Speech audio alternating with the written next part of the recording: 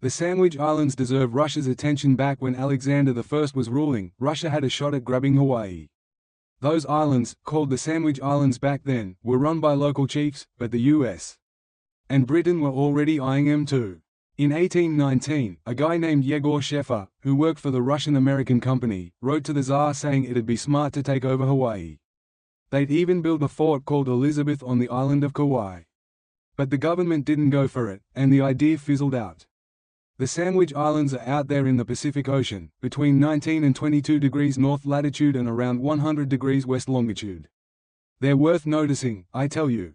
The locals have this legend that centuries ago some foreigners landed on Maui. People thought they were gods because of superstition, and they ended up ruling the place.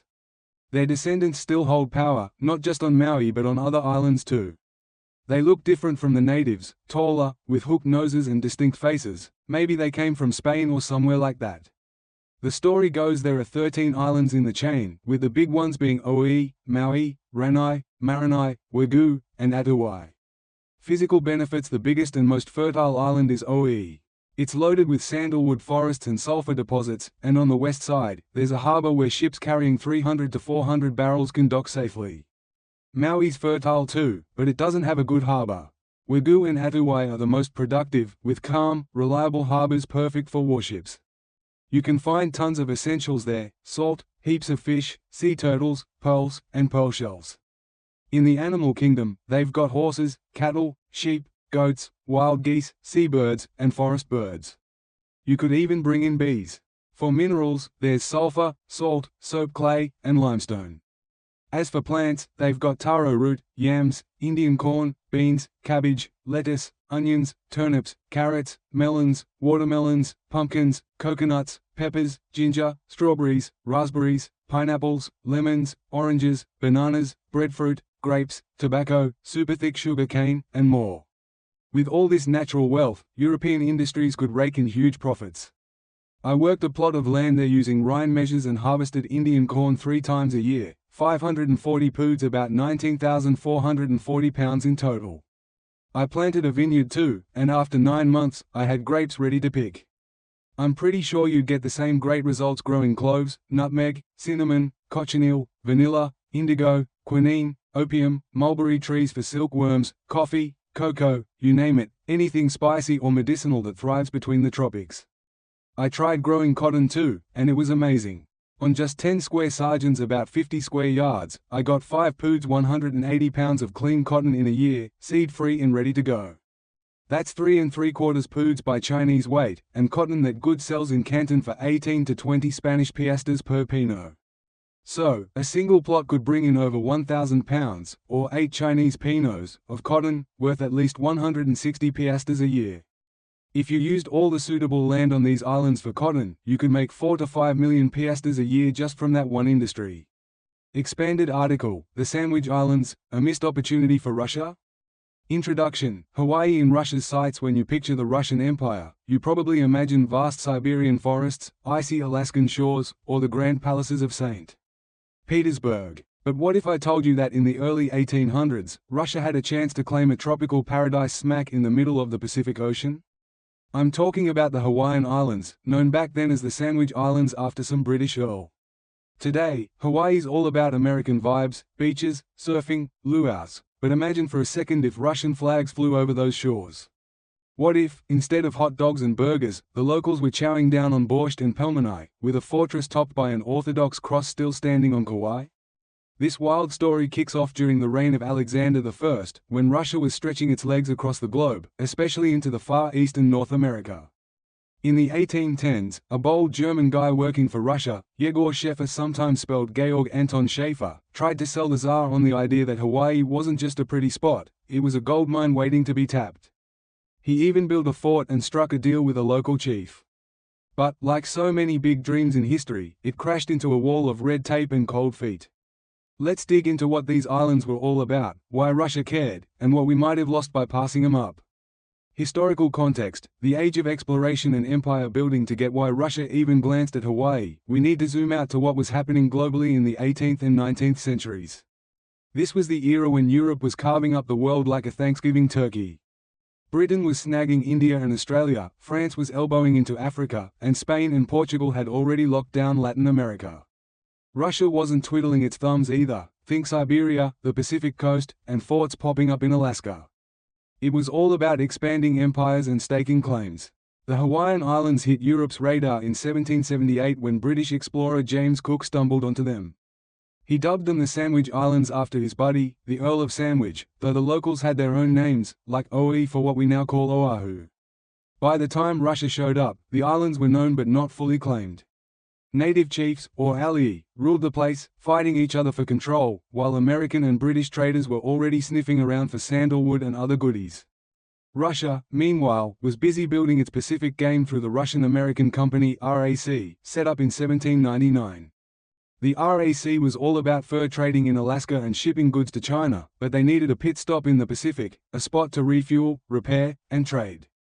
Hawaii fit the bill perfectly, halfway between Alaska and China, with fertile land and safe harbors. Enter Yegor Sheffer, the man with a plan.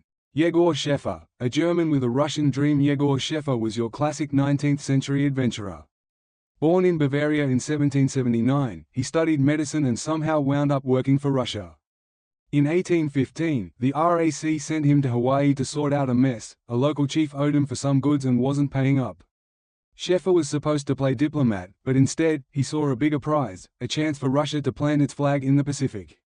When he got to Kauai, Sheffer hit it off with the local ruler, Kaumoalii.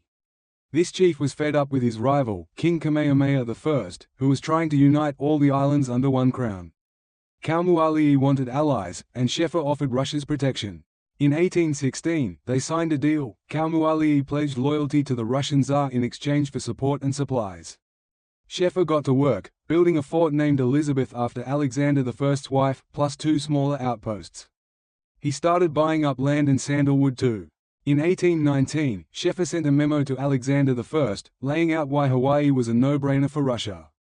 He raved about the island's riches, sandalwood, pearls, fertile soil, and the chance to set up trade and production. Most importantly, he saw Hawaii as a strategic gem, a Russian foothold in the Pacific to control shipping lanes and keep the US and Britain in check. Why Russia said no? Sheffer's plan sounded golden, right? So why didn't it happen? Well, things got messy fast. For one, American and British traders already working the islands weren't thrilled. They saw Sheffer as a threat and kicked up a fuss, eventually forcing him out in 1817. He had to hightail it to China on an American ship. Plus, the Russian-American company wasn't fully on board. Some bigwigs thought Hawaii was too far and too dicey. The final call came from Tsar Alexander I. Known as a reformer, he was oddly cautious here. Russia had its hands full, rebuilding after Napoleon, flexing in Europe, managing Alaska. Maybe Hawaii just felt like one adventure too many. The government nixed Sheffer's project, and that was that. Hawaii slipped away. What Sheffer pitched, the Sandwich Islands treasures. So what was Russia passing up? Sheffer's memo paints a picture of a tropical jackpot. Let's break it down. Farming and plants. The islands, especially Oahu, Maui, and Atuwai Kauai, were a grower's dream. Coconuts, bananas, pineapples, lemons, oranges, grapes, sugarcane, you name it, it grew there. Sheffer said he planted a vineyard and had grapes in 9 months. He figured Russia could grow coffee, cocoa, cotton, spices like cinnamon and cloves, even mulberry trees for silk. Today, Hawaii's known for pineapples and sugar, so he wasn't wrong. Natural resources. Sandalwood was the big moneymaker back then. China loved it for furniture and incense. The islands also had salt, sulfur, pearls, stuff Russia could have shipped out for profit. Trade and location. Sitting in the Pacific sweet spot, Hawaii had harbors like Ganaroa and now Honolulu, perfect for ships. Sheffer wanted to trade iron, weapons, and cloth with the locals for sandalwood and food, a win-win. Political edge. Owning Hawaii would have given Russia a Pacific base to flex on rivals and buddy up with China, Japan, or even new Latin American states breaking free from Spain. Sheffer crunched some numbers too.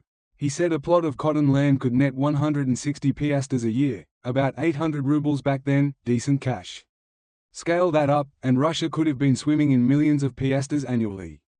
My take, what did Russia miss out on? Reading this, I can't help but wonder, what if Russia had gone for it? Imagine keeping Alaska and adding Hawaii in 1867 instead of selling out. The Pacific power balance would have flipped. The US might not have become the naval giant it is, and Russia could have held sway in the region even after 1917. But holding Hawaii wouldn't have been easy. It's thousands of miles from St. Petersburg, supply lines would have been a nightmare. And the locals? Sure, Sheffer said they wanted protection from their tyrant Kamehameha, but history shows colonization rarely wins hearts. Plus, sandalwood ran dry by the mid-1800s from overcutting. Sugar and pineapples took off later under the Americans. Could Russia have pulled that off? Maybe, but it'd take serious investment. Historical follow-up: Hawaii's fate after Sheffer got the boot. Hawaii kept drawing outsiders. American missionaries flooded in during the 1820s, bringing Christianity and changing the culture. Kamehameha I united the islands, but his heirs couldn't stop U.S.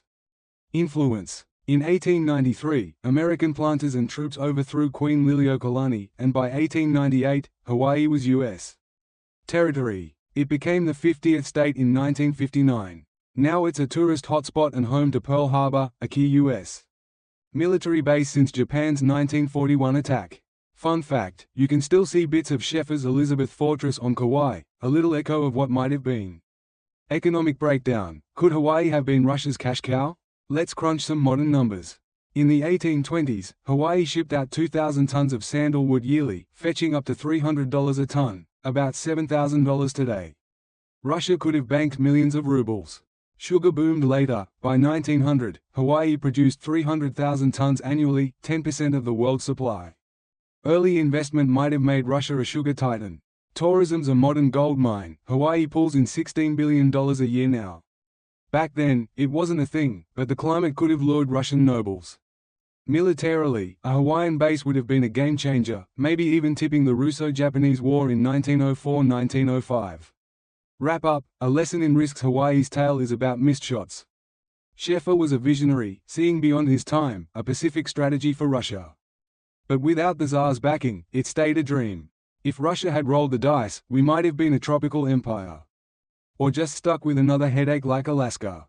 Either way, it's a reminder: history hinges on guts and timing.